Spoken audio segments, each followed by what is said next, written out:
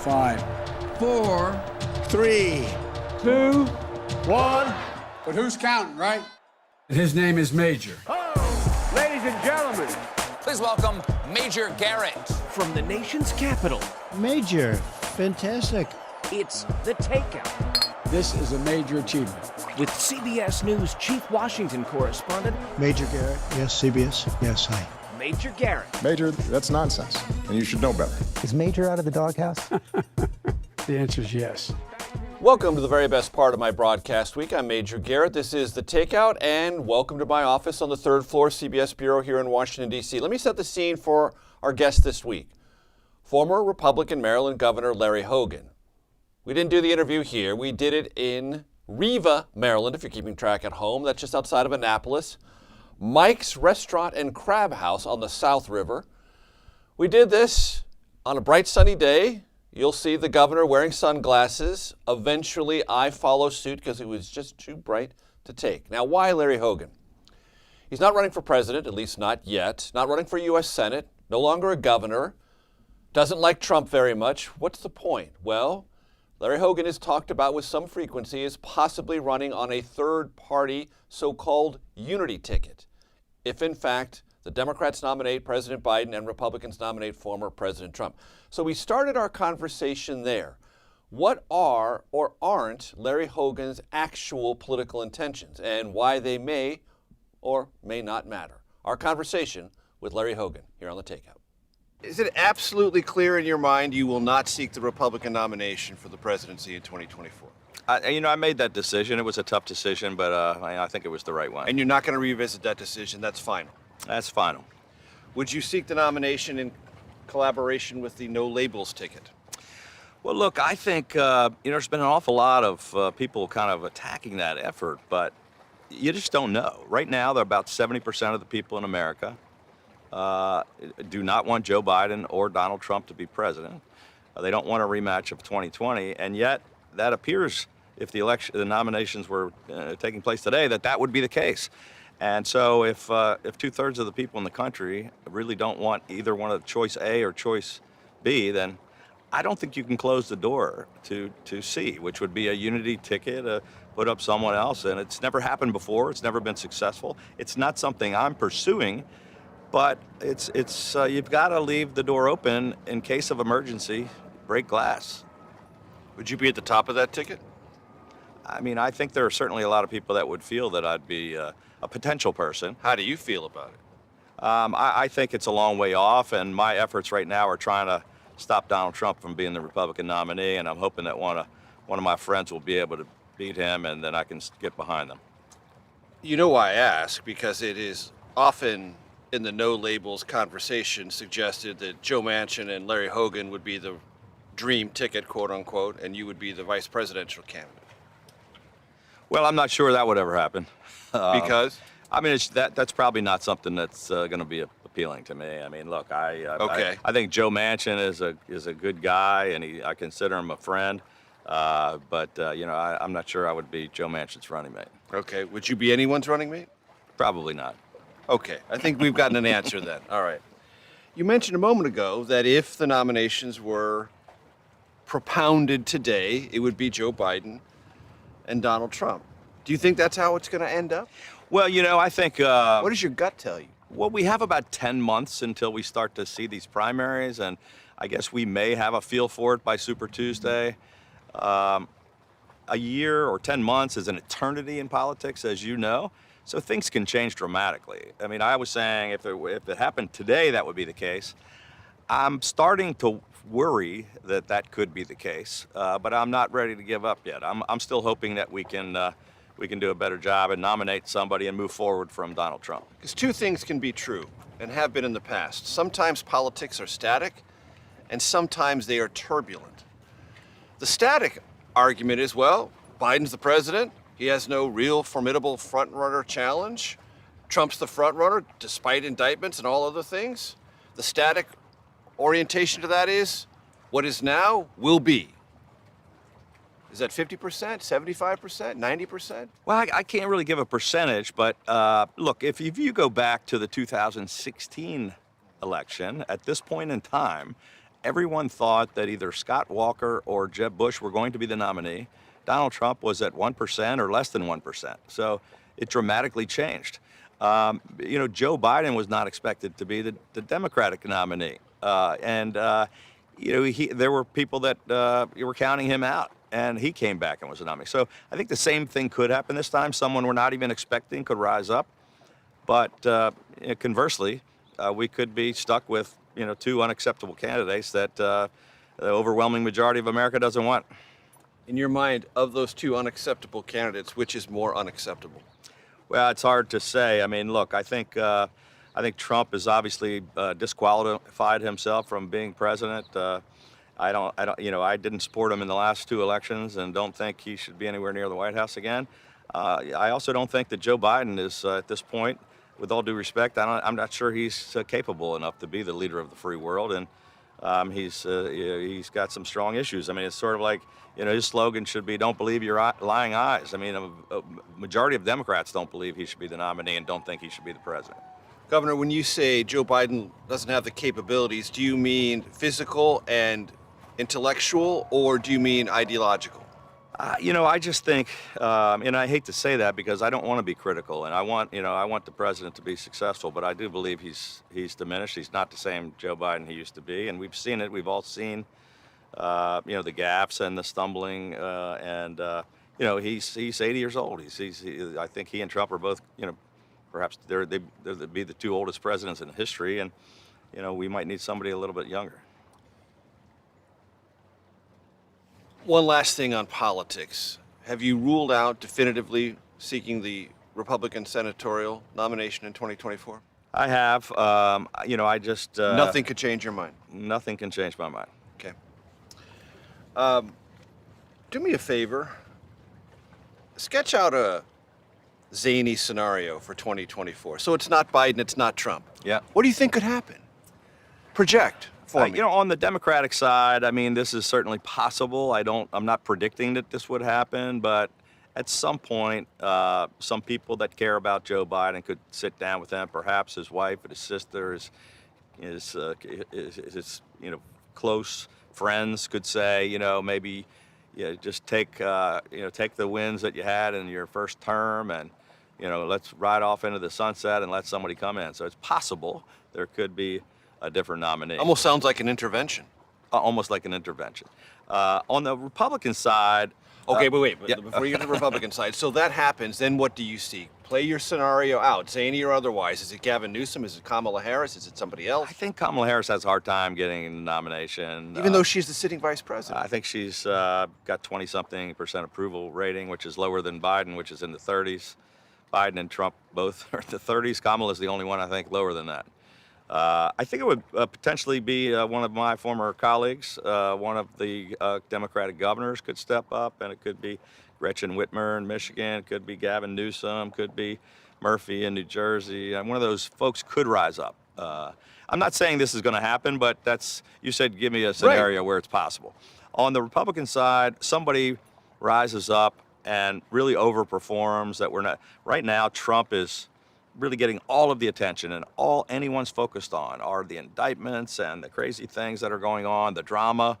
It's hard for anyone to get traction, but at some point, if Trump does start to be diminished and somebody starts to catch fire with the right message that has a positive, hopeful message for America, we could potentially have a different nominee. I have 6 former colleagues that I served with that are running, 6 governors. I mean, it's a bit of a crowded, it's the Trump circus and the clown car with 11 or 12 others, but it's not going to be like that. It's going to hopefully start to narrow, and we'll start to see if somebody steps up.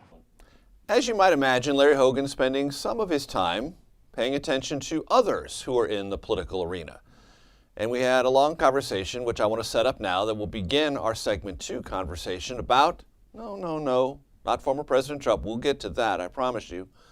But by the current second Republican running for the nomination in 2024, current Florida Governor Ron DeSantis, and you will discover Larry Hogan thinks he has not worn well and may not wear well. I think the campaign is one of the worst I've seen so far, and he's dropped like a rock.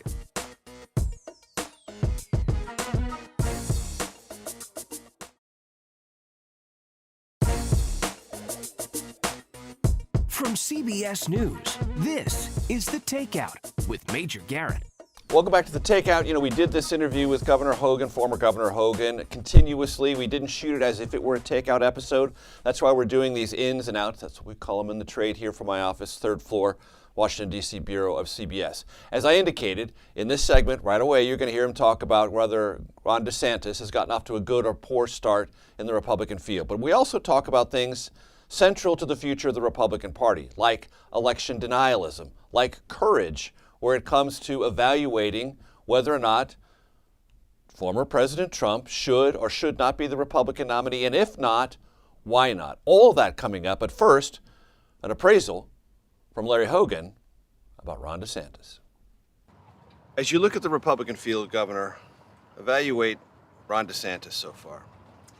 I think DeSantis has really underperformed. You know, he started out, and we've seen this happen before in other races, but he was the one getting all the attention. He was wall-to-wall coverage on Fox News. He was the only one other than Trump that was really getting a lot of attention. He raised a ton of money. He was a fairly successful governor in a big state who got reelected. And then he started making all kinds of mistakes. I think the campaign is one of the worst I've seen so far, and he's dropped like a rock. And so I think people started to say, well, maybe we're willing to consider someone other than Trump.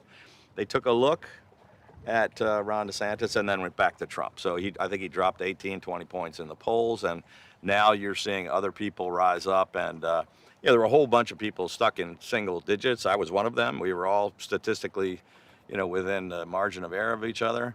There were 7 or 8 different people. One of them, I think, has a chance to surpass Ron DeSantis. Is it over for DeSantis? I think it's getting close to being over. I mean, you can always, you see comebacks. John McCain pulled a comeback and Bill Clinton pulled a comeback, but at this point, he's headed in the wrong direction. And if you were to describe the central mistake he made, what would it be?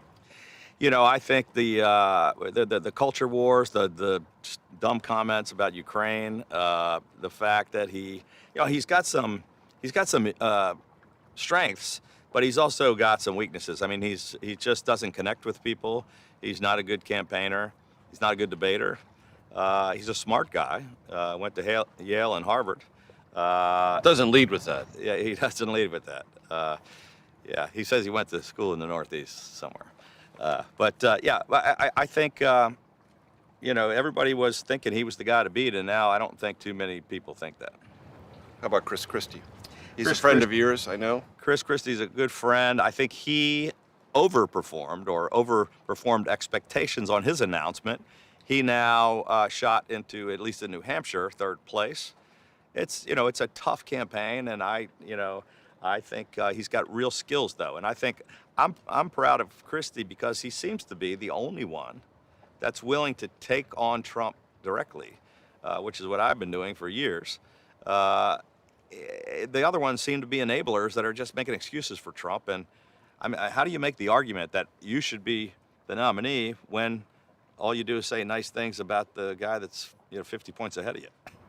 You can't. Yeah, you can't. I mean, they're not making the case for why we should go in a different direction. Christie is trying to make that case. And that pattern continues. What does that tell you about these others in the race not named Chris Christie? I mean, Asa Hutchinson, also one of my other former colleagues, the two of them that are both former U.S. attorneys and prosecutors, they've been standing up on the indictment stuff. I mean, they're taking it more seriously and are willing to speak out more than any of the others.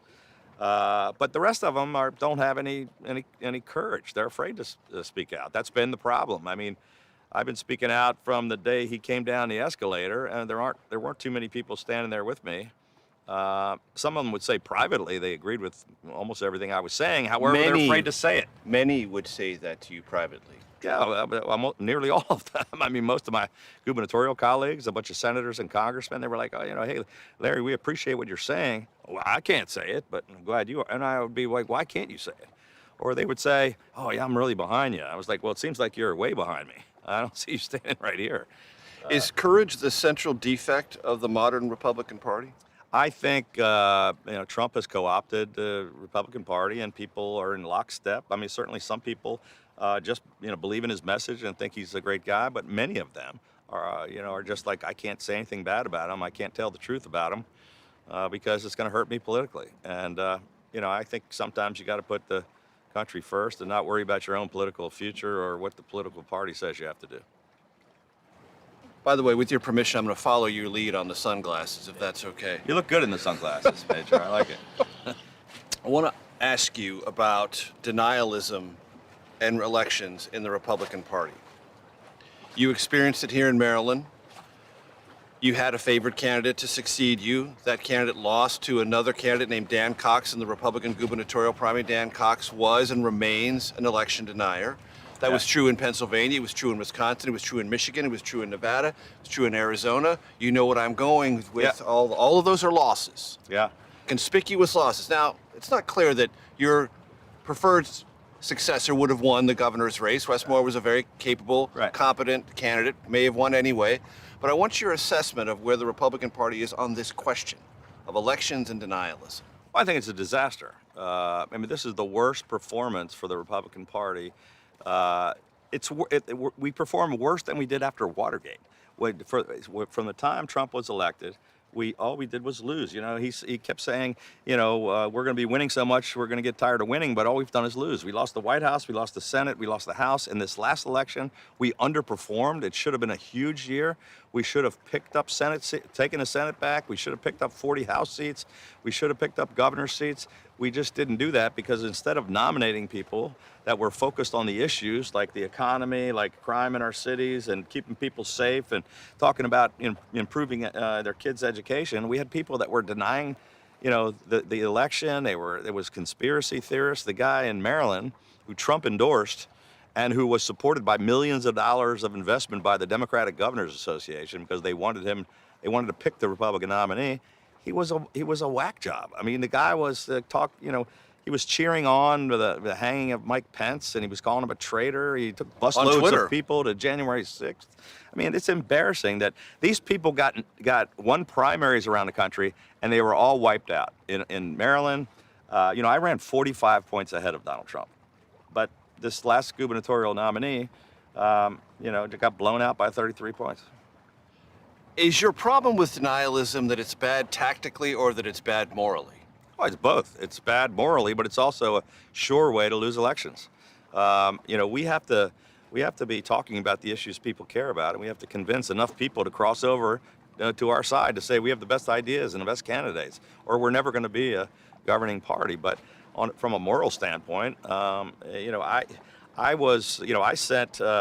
Immediately after the election, I told Trump to, stop golfing and concede. On January 6th, I sent Maryland State Police and the Maryland National Guard to protect the nation's capital. I had a press conference the next day and said he should step aside and let Mike Pence continue to, carry out the remainder of the transition until Joe Biden was sworn in. Very few people, the fact that we pretend like nothing happened on January 6th and we keep harping about and relitigating the stolen election. It's absurd, and we're going to continue to lose if that's all they keep talking about. I told you it was bright and sunny outside of Mike's Crab House and Restaurant, Riva, Maryland, just outside of Annapolis. So as we head to the break, when we come back, we're going to talk to Larry Hogan about something that DeSantis talks about a lot, wokeism, and what does that mean? And what does America need to talk about, should talk about, as it wrestles with its past? It's all DeSantis seems to want to talk about, and I think that's part of the reason why his campaign is doing as badly as it is.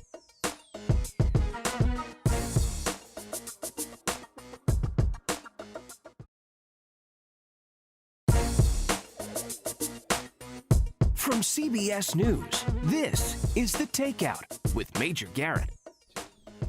Welcome back to The Takeout. In addition to our conversation about wokeism, we also asked Larry Hogan, former Republican Maryland governor, about someone named Roy McGrath. Not a household name, but definitely a name well known in Maryland politics. For a short period of time, Roy McGrath was Governor Hogan's chief of staff. He'd known Roy for many, many years. He'd been a volunteer and around his campaigns in politics in Maryland for a long time. Then he was charged with a lot of serious crimes and ethical violations. He was supposed to go to trial. Governor Hogan, as you will hear, was supposed to be a prosecution witness. Then Roy McGrath went missing.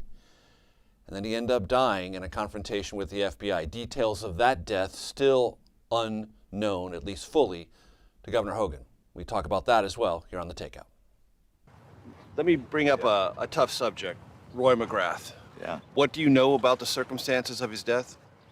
Only what we've heard about in the media, and I don't The know. FBI has not briefed you privately? They have not briefed me. The federal prosecutors or the state prosecutors haven't briefed me. Have you asked? Yeah, our lawyers have reached out. It's an FBI investigation that's still ongoing. I have no details on what happened. I mean, it's a tragic situation. I mean, this guy certainly made some serious mistakes in his life, but no one wanted to see it end in such a tragedy, and we still don't know the facts of it. You knew him well. I knew him pretty well. I mean, he was my chief of staff for 10 weeks or so, but he was a volunteer in my congressional campaign like years ago. In the early 90s. Yeah. Lawyers for Hogan and everything else?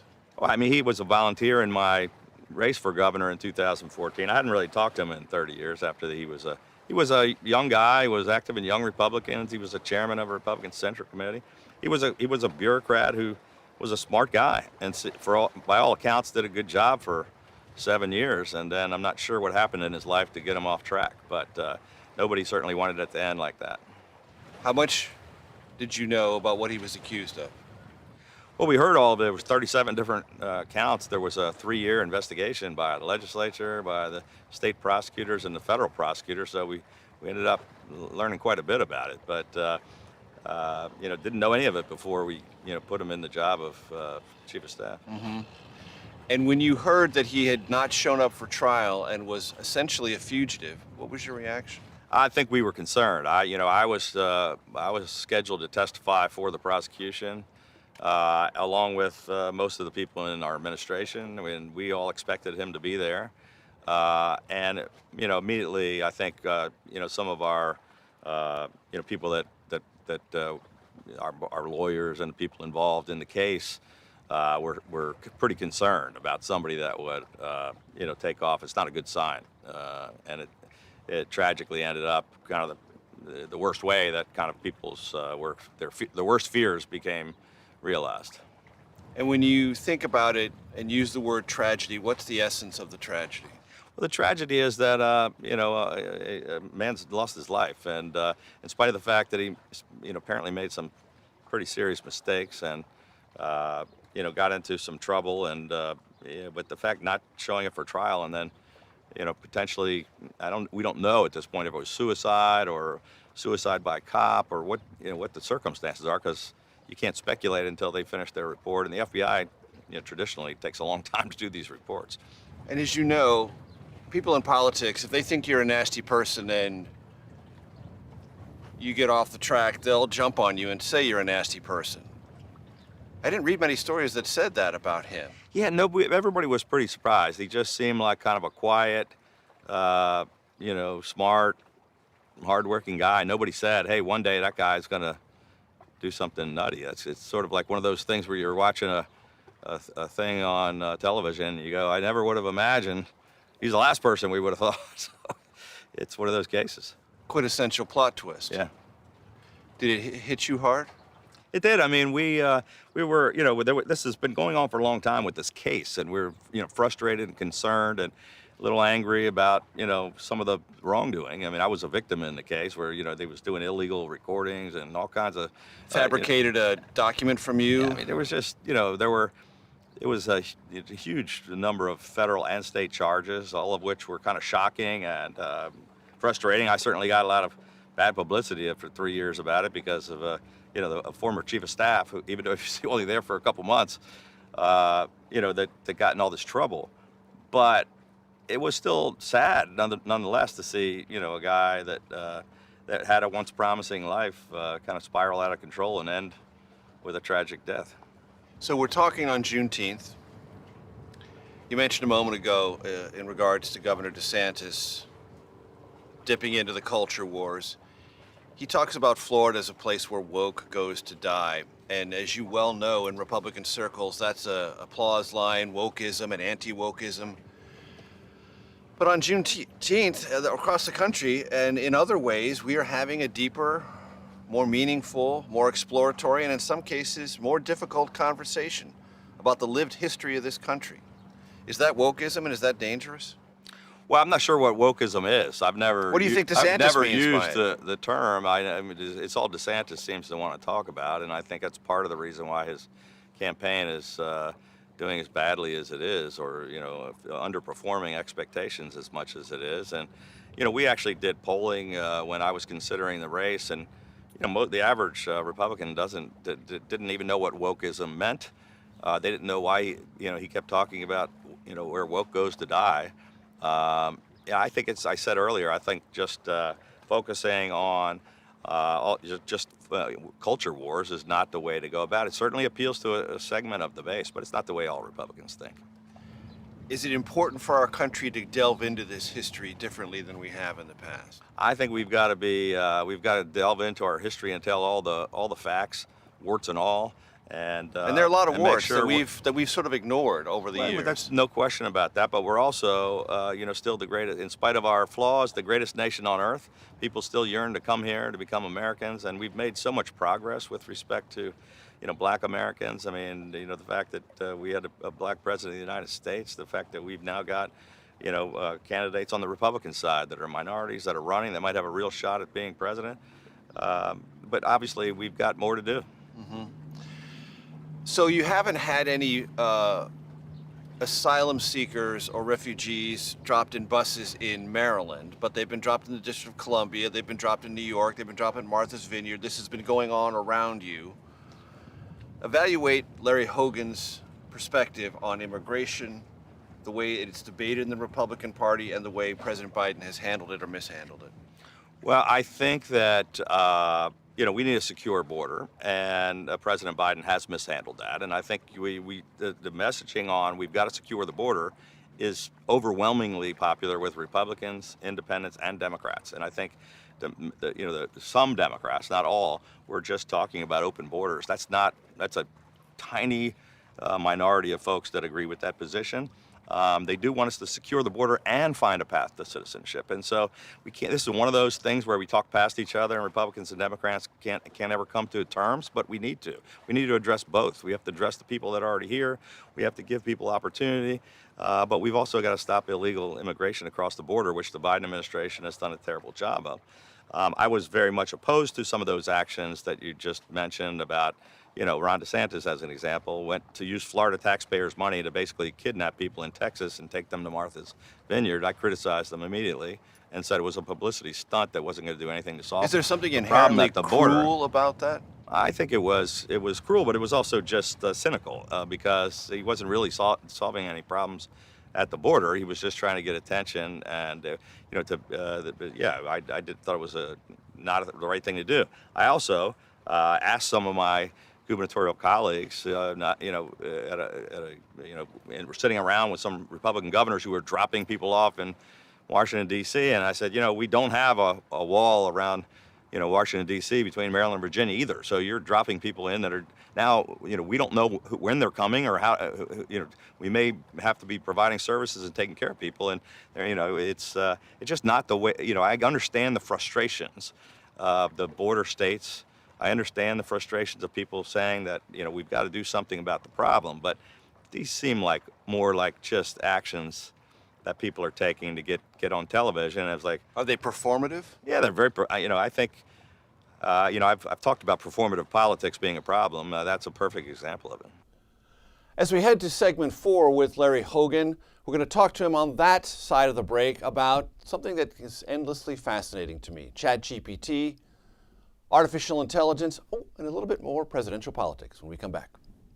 Should Governor Hogan Larry Hogan run for president?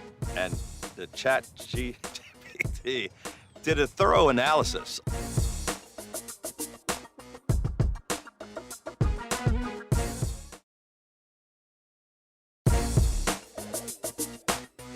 From CBS News, this is The Takeout with Major Garrett. Welcome back to The Takeout, and I do really hope you are enjoying the dual sunglasses look there at Mike's Crab House and Restaurant. Riva, Maryland, just outside of Annapolis, Maryland, which is where we found former Maryland Republican Governor Larry Hogan. And as I said before we went to break, I'm endlessly fascinated by this conversation going on in all quarters, not just Washington, but capitals all over the world, in finance, elsewhere. What is the future of artificial intelligence? What should that future be? Should we be alarmed about it? Should we be as alarmed as some people who are in the industry are alarmed about it, its implications, how fast it's moving, all of that. Plus some presidential politics with Larry Hogan. Do you use ChatGPT or anything like it for your speeches or anything you're working on? I don't. Are you familiar with it? I'm familiar with it. In fact, one of my staffers, just to show me how it worked, just put in, should Governor Hogan run, Larry Hogan run for president? And the ChatGPT did a thorough analysis of, well, he's the most popular governor in America. He's twice elected in the bluest state in the country, blah, blah. However, the path through the Republican primary is difficult, and it was laid out, this whole pros and cons. And I was like, what do I need you guys for? I mean, we should just use this. And what was the answer? Yeah, the answer was no. Yeah, right. No, it did. It was basically, it was like, I didn't make the decision based on it, but it weighed the pros and cons and said he'd be a great general election candidate because he gets over, 70% approval with Democrats, independents, and Republicans, white and black, young and old. No other candidate. However, this path was nearly impossible to go through the MAGA primary. So it was kind of an impressive synthesis. It was. It was kind of like this, almost like the analysis I went through myself. So that brings me to my next question. How much, as a citizen, as a former governor, as someone who interacts with business people all over the country and possibly all over the world, how afraid of artificial intelligence are you? I'm concerned about it. I think it has the potential for so much good, but like with anything else, there's the potential for evil and wrongdoing. That sounds like a very comfortable answer. And many people who I've read said this is not like anything else. This is a quantum and quantum's different than AI, but yeah, they're both major steps forward. Meaning it's major leap. Yep. It's exponential, and it's going to move much more rapidly than people assume. I agree with that. I think it's pretty scary, and I don't claim to be an AI expert, but I'm talking with a lot of people. Some people are saying we're going to make major discoveries as a result of this, and in medicine and other fields, and we're going to jump ahead in many ways, like we did with the invention of the onset of the internet. It's going to be a whole new thing. However, this one, is going to be very disruptive, and it's potentially going to put a lot of real concerns out there. Do you have any fears that have cropped up in earlier movies that have ventured into this space, that once the machines get smart enough, they're going to look around and say the most invasive species on this planet are human beings and take us out? I think most of the machines are already smarter than I am, but I'm not sure when they're going to take us out. I mean, I'm sure there's going to be some good movies about it, though. No doubt. What do you make of Robert F. Kennedy Jr.'s presidential campaign against Biden? I think it's interesting that he's already, even though, I don't know that he has a great message, and his focus has been kind of an anti-vaxxer guy. He obviously has a name ID, but not an environmental history. I mean, he wasn't seen by many people as a candidate that should be taken that seriously, but he's got more than 20%, which goes back to my point about Joe Biden. I think 58% of the likely Democratic primary voters do not want Biden to be the nominee. And if someone stronger than Kennedy was to be in the race, they might be doing better than that. You talked about some Democratic governors, Gavin Newsom, Gretchen Whitmer, Governor Murphy. Who do you think would give the Republican nominee the hardest go? I can't really speculate. I mean, I know all of them. I was chairman of the National Governors Association. I know all the Republican governors running. I know all the potential Democratic governors. And, it's hard to play the race until you run the race. It's hard to guess. But I just happen to believe that, and I believe this on the Republican side, I think governors have the right experience to be in an executive capacity, not to take anything away from people that serve in Congress or somewhere else. But I mean, it really is the only real training ground. You have to govern. You make real decisions every day that impact people's lives. You have, you're running an executive branch of government. If Trump is the nominee, will he do worse in 2024 than he did in 2020? I would. Meaning, is there I would any say state that he probably, lost that but you not think he if could Joe win? Biden continues to weaken and he's the Democratic nominee. I mean, it's. So you think Trump could beat Biden? I think it's possible. I mean, Trump is the only one, I think, in America that Joe Biden could have beaten and did, and we know already that he has beaten him and can beat him. However, and with all of Trump's troubles, you still can't count him out because Biden is weakened. I mean, they're both somewhere like 30% approval. How do you account for that? I don't know. Most people in America don't want either one. They're going to have to pick A or B, unless there's a C. Finish this sentence for me. For a likely Republican primary and caucus voter, the Trump indictment should mean this to you. For And I'm talking about the documents indictment. For me, I think, well, first of all, everyone is innocent until proven guilty. These are charges that are very, very serious. I don't think, and I understand the frustrations of Republican-based voters who really think there may have been overzealous, prosecution of Trump, that the weaponization of the Justice Department, all of that. Some of those are legitimate concerns that should be debated. However, you can't then turn around and say, but we don't want to look at any of the facts of very serious charges. So, we've got to get to the facts. And if anyone who willingly potentially compromise national security is unfit to be president. I mean, full stop. It's very clear. But, we haven't proven that case yet. So, but it's troubling. And I think this may not be the last indictments. I don't think it's going to be resolved by the election either. I think they're going to drag it out beyond, when we're choosing a nominee and when we're actually voting in November. And potentially we still have the Georgia cases, the January 6th cases. He could have, 4 different indictments going on in 4 different states and still be the nominee and still be elected president. It's possible. That would certainly qualify as a zany scenario. Well, it would be a constitutional crisis.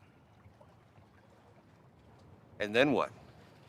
Well, hopefully we don't get to that point. I'm going to do everything I can to make sure that maybe he's not the nominee, or that we don't get stuck with that kind of a choice. Do you think in the annals of Trump Republican history, those who did not vote to convict on the second impeachment will regret that vote more than any?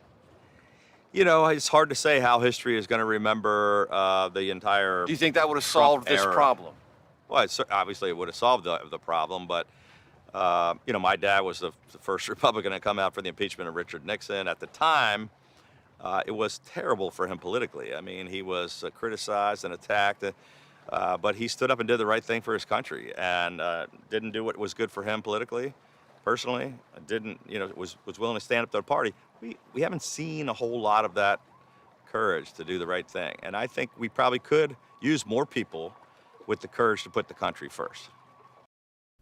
As you might know, Governor Hogan is a cancer survivor. In our Takeout Outtake Especial, we're going to talk to him about his reflections. He's now cancer-free, plus as he looks around the world, what he considers the most important threats are to the United States and our allies. Stay tuned for the Takeout Outtake Especial. I had 40 or 50 tumors all over my body, and I was literally 24-hour-a-day chemotherapy for months, governing from the hospital bed.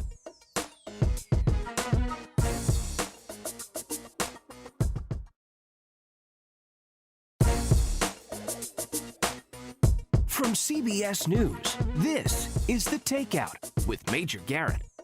Welcome to your Takeout Outtake Especial. Thanks for finding us. I'm Major Garrett. Our conversation with Larry Hogan, former governor of Maryland, Republican, and some of you might know this, but some of you may not.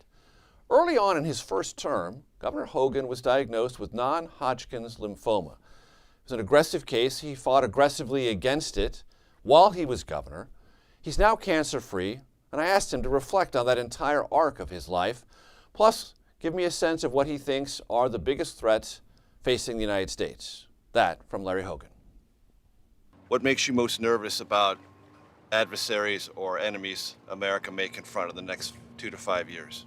Well, I think obviously China is. But what about China? I think that China is the biggest threat. I think probably cyber is a huge threat. It's the thing that I think was keeping me awake at night as governor. Keeps other governors awake. I think it's keeping them awake. I think it's what most of our lettered agencies are all focused on with the NSA and the CIA, FBI. If you ask them what's the number one threat, it's China and Russian disinformation and cyber threats that they can really do some damage. So when Republicans talk about things that don't function in this country, there are two issues, in addition to immigration, they pound on relentlessly.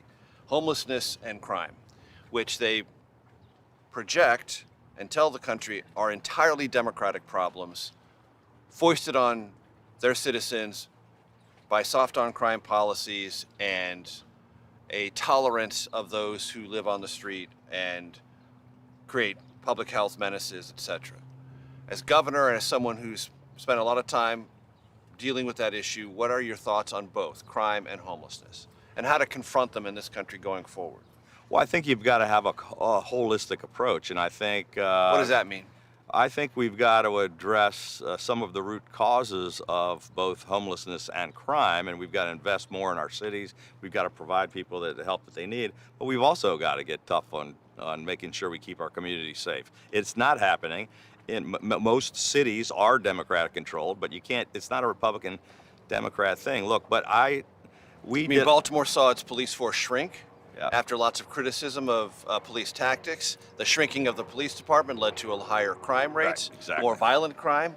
These things kind of have a pattern. There's no question about that. So, I was constantly at odds, although, I was working in a bipartisan way to solve problems and get things done. There was a Baltimore City Council person that wanted to eliminate the police department, and the national narrative was defunding the police. And I was the first elected leader in America to strongly speak out against it and said, if you want to improve policing in our communities and you want to keep our neighborhoods safe, we've got to invest more money, not less. It's like saying you want to improve education by defunding the schools. I mean, if you want to pay for body cams and better training and teaching de-escalation techniques and better retention of quality officers, and you want to attract a more diverse police force, we need more. It requires more funding. So I started a refund the police initiative, put $500 million more into policing, a 50% increase in state aid to local police forces. I ran into opposition from city leaders, from legislators.